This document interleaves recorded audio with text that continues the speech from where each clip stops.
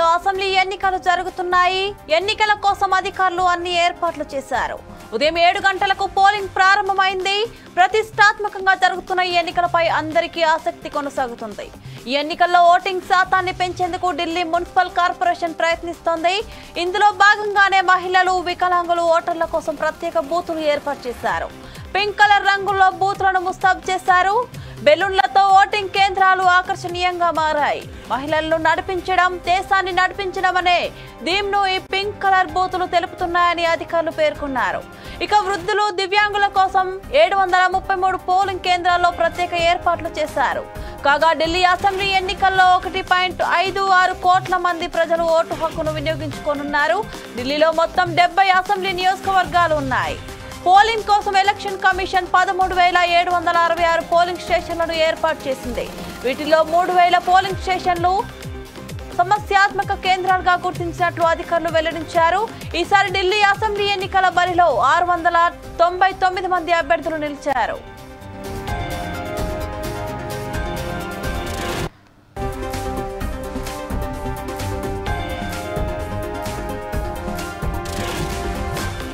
Delhi assembly ఎన్నికల్లో ఎక్కడా అవాంఛనీయ సంఘటనలు చోటు చేసుకోకుండా భారీ బందోబస్తు ఏర్పాటు చేశారు అధికారులు.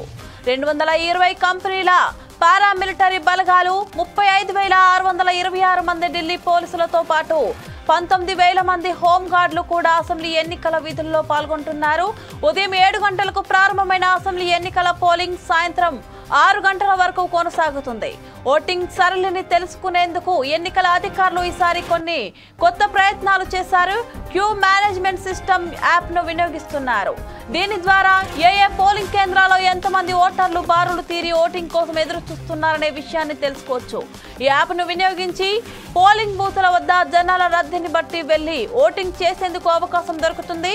మరోవైపు ఇప్పటికే ఢిల్లీ అసెంబ్లీ ఎన్నికల్లో 6,980 మంది ఇంటి నుంచి ఓటు వేసినట్లు ఎన్నికల అధికారులు చెప్పారు. ఢిల్లీ అసెంబ్లీ ఎన్నికల్లో 1.5 కోట్లకు పైగా మంది ఓటు హక్కు వినియోగించుకుంటారు. వీరిలో 83.76 లక్షల మంది పురుషులు, 72.36 లక్షల మంది మహిళలతో పాటు 1267 మంది ఇతర ఓటర్లు ఉన్నారు. కాగా ఈ ఎన్నికల్లో ఆమ్ ఆద్మీ పార్టీ, బీజేపీ, కాంగ్రెస్ పార్టీల మధ్య త్రిముఖ పోటీ కొనసాగుతుంది.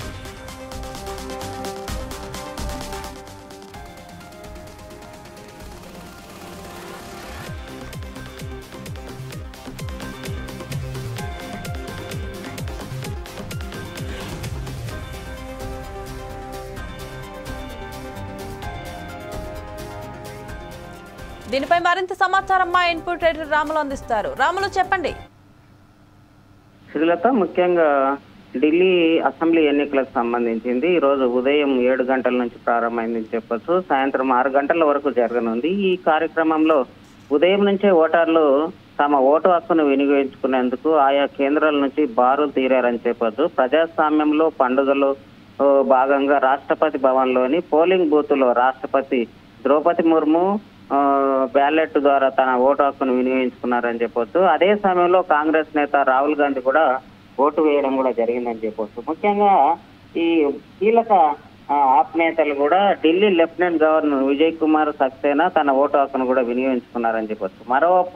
మరోవైపు ఆప్ అభ్యర్థి ఢిల్లీ సీఎం అతిషి తన నివాసం నుంచే బయలుదేరి పోలింగ్ కేంద్రానికి చేరుకొని ఓటు హక్కు వేశారు. ఢిల్లీ అసెంబ్లీ ఎన్నికలకు సంబంధించిన సెంట్రల్ ఢిల్లీలోని జంగ్పూర్ నియోజకవర్గంలోని ఆప్ అభ్యర్థి మనీష్ సిసోడియా తన భార్యతో కలిసి లేడీ ఇర్వాన్ స్కూల్లో పోలింగ్ బూత్ లో ఓటు హక్కు వినియోగించుకున్నారు చెప్పొచ్చు. రాజ్యసభ సభ్యుడు అట్లాగే ఎంపీ స్వాతి మాలివాల్ ఓటు హక్కు వేసిన తర్వాత ఢిల్లీ ప్రజలు తమ ఓటు హక్కును తప్పనిసరిగా వినియోగించాలని కూడా విజ్ఞప్తి చేయడం జరిగిందని చెప్పొచ్చు. మొత్తానికి ఢిల్లీలో ఓటింగ్ శాతాన్ని పెంచేందుకు ఆప్ నేతలు చాలా ప్రయత్నాలు చేస్తున్నారని చెప్పొచ్చు. మొత్తానికైతే దీంతో పాటు కేంద్ర మంత్రి హర్దీప్ పూరి అట్లాగే విదేశాంగ మంత్రి ఎస్ జయశంకర్, కాంగ్రెస్ అభ్యర్థి అల్కా లంబా తమ ఓటు హక్కును కూడా వినియోగించుకోవాలని చెప్పిండ్రని చెప్పొచ్చు.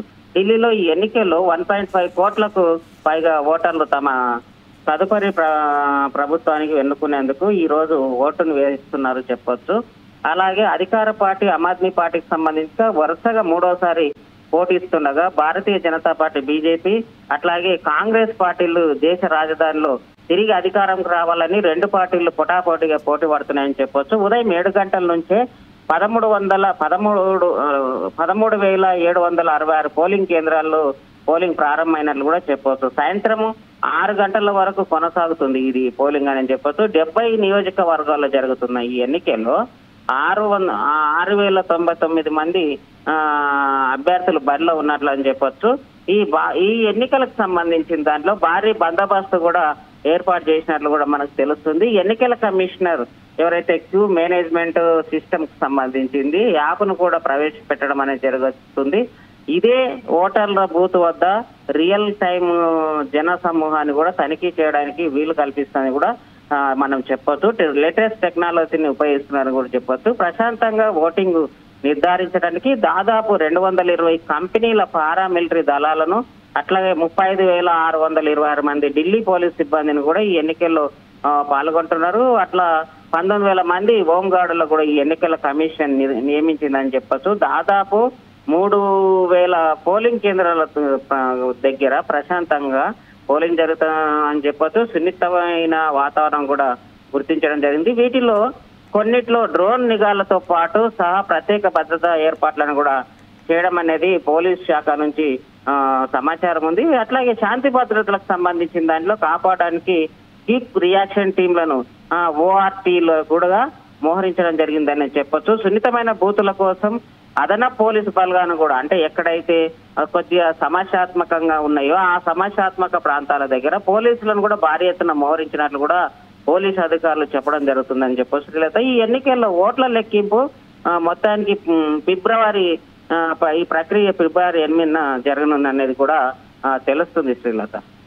Okay, thank you Ramulu.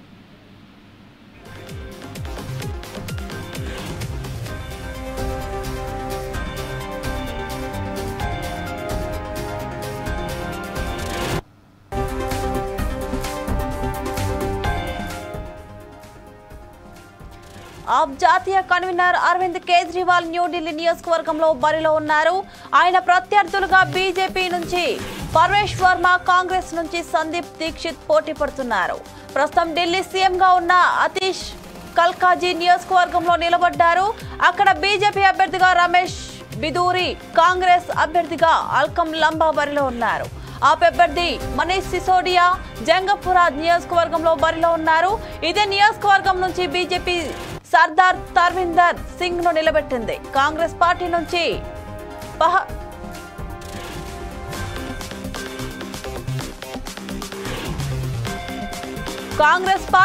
పహవత్ Suri పోటీ చేస్తున్నారు. గత 2 దఫాల్లో ఢిల్లీ అసెంబ్లీ ఎన్నికల్లో ఆమ్ ఆద్మీ పార్టీ హవా కొనసాగింది. 2015లో జరిగిన అసెంబ్లీ ఎన్నికల్లో 70 స్థానాలకు గాను 67 సీట్లను గెలుచుకుంది. అప్పుడు బీజేపీ కేవలం 3 స్థానాలకు పరిమితమైంది. ఇక కాంగ్రెస్ 2015లో ఖాతానే తెరవలేదు. 2020లో జరిగిన అసెంబ్లీ ఎన్నికల్లో కూడా ఆప్ స్వీప్ చేసింది. 62 స్థానాల్లో ఆప్ అభ్యర్థులు గెలవగా మిగిలిన 8 స్థానాలను బీజేపీ దక్కించుకుంది. గత కొన్నాళ్లుగా చోటు చేసుకున్న రాజకీయ పరిణామాల నేపథ్యంలో ఈసారి రిజల్ట్స్ ఎలా ఉంటాయని అందరిలో ఆసక్తి కొనసాగుతుంది.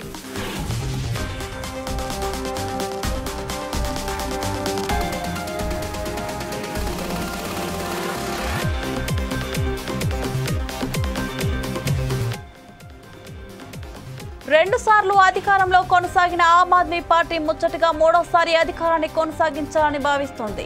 మరోవైపు ఎలాగైనా ఆప్ను గద్దెదించి ఢిల్లీలో జెండా ఎగురవేయాలని బీజేపీ ప్రయత్నిస్తోంది. ఇందులో భాగంగా కేంద్రంలో అధికారంలో ఉన్న కాషాయం పార్టీ ఎత్తులకు పై ఎత్తులు వేస్తూ వచ్చింది.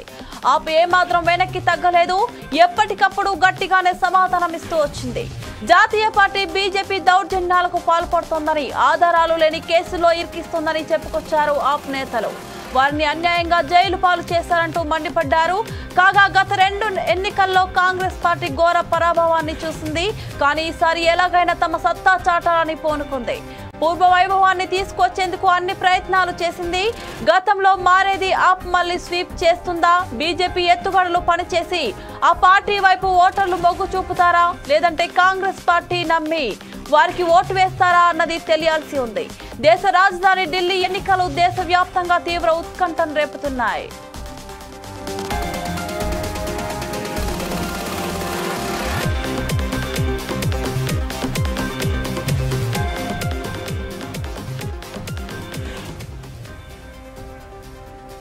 ఎన్నికలు ఏవైనా ఎక్కడ జరిగినా ఎగ్జిట్ పోల్స్ పై అందరి దృష్టి ఉంటుంది.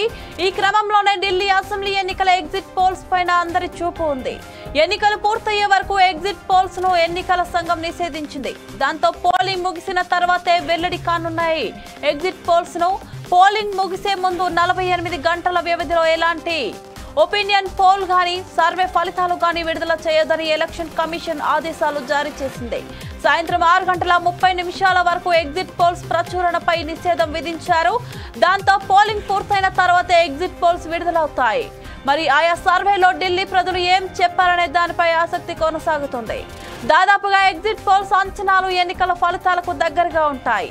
అందుకే ఎగ్జిట్ పోల్స్ ను ప్రజలే కాదు రాజకీయ నాయకులు ప్రధానంగా చూస్తారు.